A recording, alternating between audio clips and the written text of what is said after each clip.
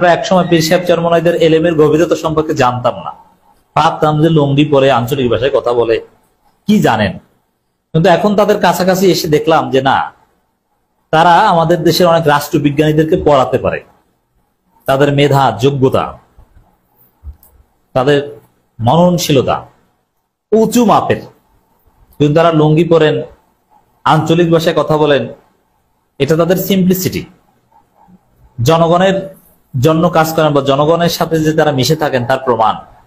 তাদের মধ্যে কোনো কৃত্রিমতা নাই, ন্যাচারাল, এলেমো ন্যাচারাল, সব বুঝেন। রাষ্ট্রবিজ্ঞানের ওইরকম অনেক থিওরি এই পীর সাহেব চরমনাই, শায়েখে চরমনাই দিতে পারেন।